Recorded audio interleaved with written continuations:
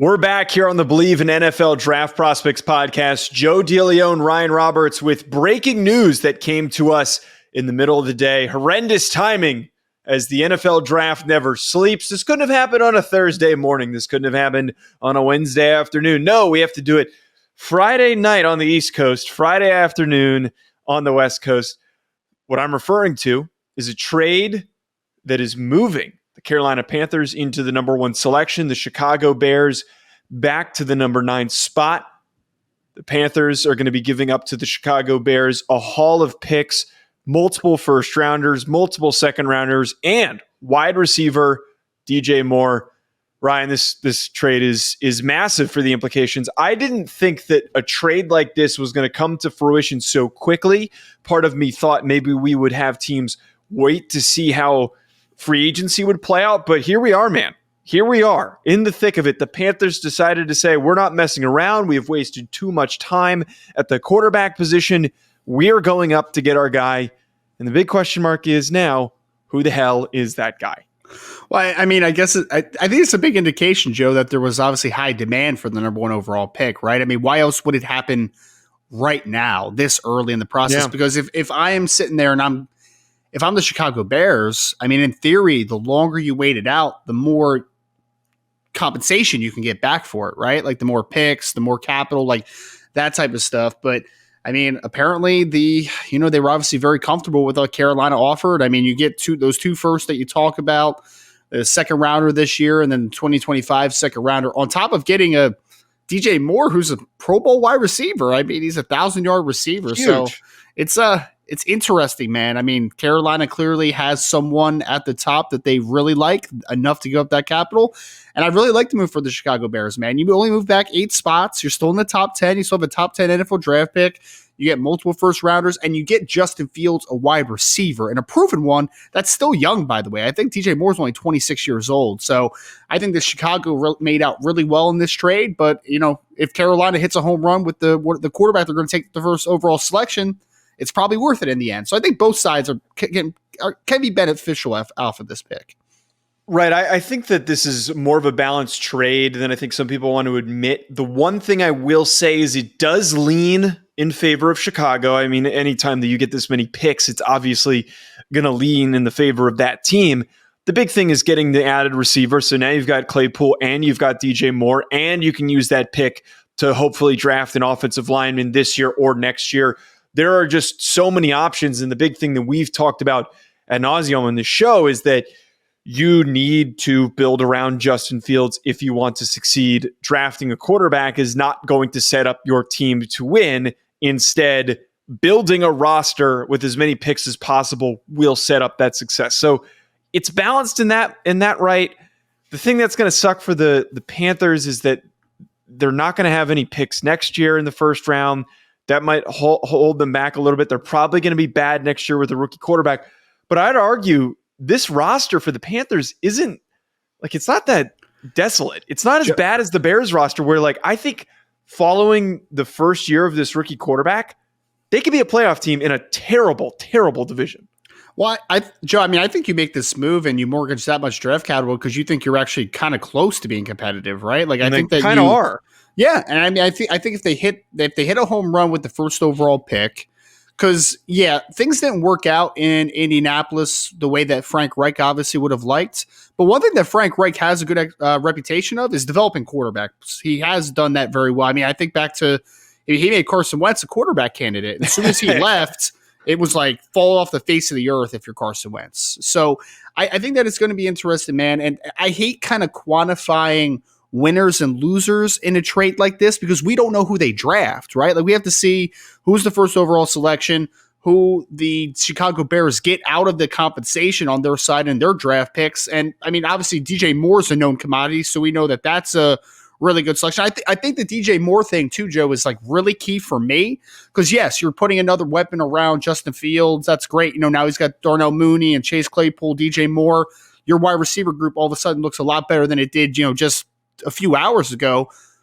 But the big thing also is that we have talked about this a ton, that it's not a great wide receiver group in 2023, right? Are you guaranteed to get anybody as good as DJ Moore in this class? I would say no, you're not guaranteed to get that. So Chicago getting a proven commodity at wide receiver, I think, is a big added bonus to them. I think that's a big inclusion in this trade that makes it. I think that's the reason that I would lean the Chicago Bears right now. But again, we have to see what the rest of the picks ends up being in the end. And the funny thing too is that I went on a Panthers podcast and I talked about the readiness of this roster. And one of the things I said, they weren't excited about the idea of trading up, but I said, like, look, if you're drafting in this spot, you need to move up to get the two more ready to play guys compared to the projects, because this roster, more than any of the other needy teams, the Panthers are not maybe a year away, but I think 2 years away from competing. And again, in a very, very bad division. So I think with that in mind, I know that everyone's going to want to argue to all hell about this. And I know that it's still on the table for an Anthony Richardson or a Will Levis, but this pick has to be Bryce Young or CJ Stroud. It has to be. There is no way that they're going to spend a pick on a project if there is a shorter window more than any other team to step in and try and compete. With the division being down and Tom Brady retiring, they are in a very advantageous spot, and potentially waiting 3+ years for a guy to kind of get into a rhythm. They don't have the time for that. They moved up for a reason. This has to be Bryce Young or CJ Stroud, depending on who they like more.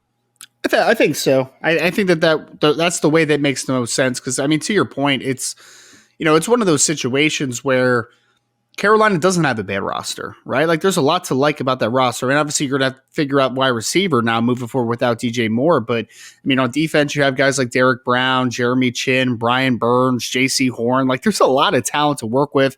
The offensive line improved a ton from last year to this year. So, I mean, there's a lot to work with, man. I really do think so. So that is the ultimate question that's going to happen, because, I mean, you just don't have a suitable bridge for Anthony Richardson either, right? If you had like a okay veteran that was on the roster, where I'm just like, okay, maybe you get through a year or part of a year and then you throw Anthony Richardson to the fire and see what he's got at the end of the season, that might be a little bit of a different conversation. But I mean, who's their top option at quarterback right now? Sam Darnold's like, it's just not obviously a suitable bridge kind of moving forward. So yeah, I think it's going to be Stroud or it's going to be Bryce Young. We're hearing CJ Stroud's name out there all over the place right now, but I think it's just a little bit of jumping the gun right now. We need to let this process play out a little bit. I do not think that we know for sure who the number one overall pick is right now. Yeah, I think that there's just so much that needs to happen. And I do believe that the Panthers probably don't have this decided either. They probably traded up to at least put themselves in a spot to to not be pressured about the decision that they're going to make. And realistically, they weren't going to trade into the number 2 spot because the Texans are probably going to take a quarterback where they're sitting. So they had to go where they needed to. They're going to do their due diligence, and they're going to pick the guy that they like the most. Before we continue on with this video, I just want to tell you folks about an exciting new partnership that we have with this channel with Underdog Fantasy. Ever since I joined, I've been having so much fun. There are so many different exciting games that make watching games during the offseason more exciting. I'm not the biggest basketball fan, but it has made it way more entertaining since I found Underdog Fantasy. And my favorite game to play so far, which I think you should try out, is Pick'em. It is so easy to play. Just pick higher or lower on your favorite player's stats, and you can win up to 20 times your money in a single night. Underdog keeps it simple with their easy-to-use website and mobile apps. Pick between 2 and 5 players to fill out your Pick'em slip. Get every pick right and take home some cold hard cash. Use code HACK, H-A-C-K, HACK, like the name of this channel. Use code HACK to get your first deposit doubled up to $100 by Underdog. Go sign up. You won't regret it. You're going to have a blast. Check out Underdog Fantasy. I also want to tell you folks about our other recurring sponsor that we have on this channel, that being BetOnline. BetOnline.ag, which has all the updated odds, news, and anything for sports betting. It's my go-to source for when I want to be betting specifically on games. I love betting on college basketball or the NBA, especially, again, during the offseason. Always looking for more fun ways to be focused in on some of these other sports. It's betonline.ag and use promo code BELIEVE50. It's promo code BELIEVE50. to get 50% welcome bonus on your first deposit. Bet online, where the game starts. Yeah, I mean, it sounds crazy to some people, but I don't think that this necessarily means that Carolina knows who they want. I 100% agree with you. I think that this is saying that, hey, we're still evaluating the quarterback position, but one thing we know for certain is that we need to get our guy. Like, that's the thing that we obviously know, because like you said, Houston's not going to move out of that 2 spot. If anything, they were going to move up to the 1 spot to make sure they got their guy for sure.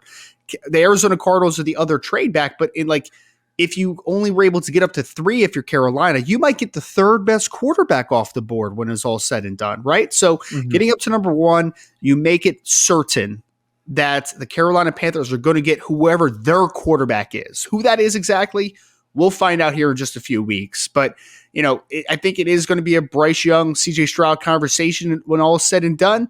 But, I mean, at the end of the day, I don't 100% think that decision has been fully made yet. I don't buy that.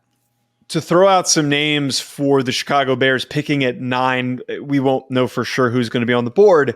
But the way that I look at this, and I tweeted a couple just quick names for the offensive line, I feel like Peter Skoronski, Paris Johnson, whoever's still available, which I think it's going to be a pick the best available tackle. I think that needs to be a decision to make for them, because right now that offensive line sucks. And as many weapons as you go and get for Justin Fields, you still need to protect the guy. And we've seen so many young quarterbacks, when properly protected, they're going to perform better. So I see this as an offensive tackle. I think that other options that make sense, a Lucas Van Ness, a Tyree Wilson could slide in there. Maybe they go with one of the corners. Maybe this is Christian Gonzalez. Maybe it's Michael Mayer, a hybrid protection plus weapon for Justin Fields. So I don't know, what am I missing any names here that you think could fit into this spot? Maybe Jalen Carter falls that far? I think that it's an offensive lineman spot. I do think that. I mean, if Jalen Carter fell to 9 and you're comfortable with him, like, that's a run into the podium type of pick, right? Yeah.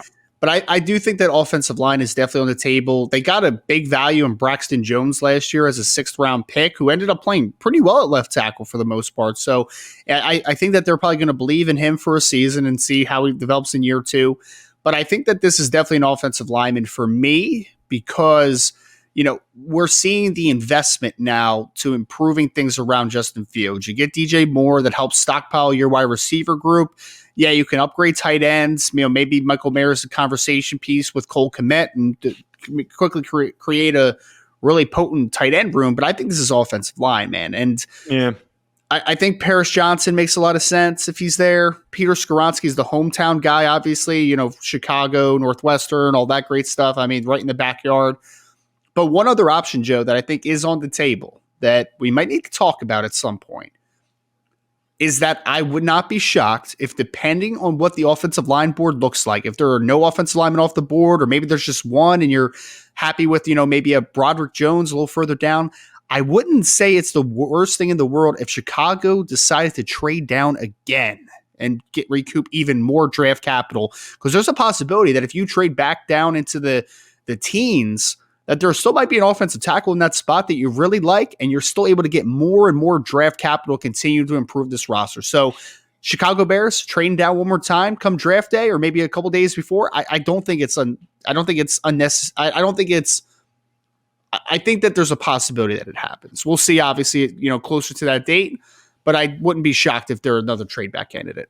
Well, and one other thing that we've talked about on this show, Ryan, is that after we get past the top clumping of Will Anderson, Jalen Carter, and then the 2 quarterbacks who are the most ready to go in Bryce Young and CJ Stroud, it's a lot of what if. And like right now, the way that my grades shape out is it's like maybe 5 or 7 guys that are top 15, top 25 picks. And then it's a lot of second rounders. So it's actually a good year, if anything, to trade back further, because you're not really having a drop off in value. You can still, if you trade back to where you're talking about late teens, Darnell Wright's going to be on the board.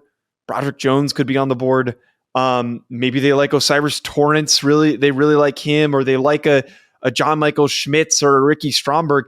There's a lot of options for them if they trade back. And I think more than ever, this year is the year for Chicago to do that. The Panthers are not going to do that. Please, just it's not happening. It's not happening, folks. I promise you that will not happen. This is not draft day. Man, that tweet just still is like cracking me up, man. I literally dropped it in a Slack and people were just like, no words, just like reacting to it with like laughing emojis. It's just so funny. But I mean, I agree, Joe, because I originally was like, if I'm Chicago, I want to trade back to 4 from 1 to make sure I get one of the elite defensive players in this class, right? If whether that's Will Anderson or that's Jalen Carter.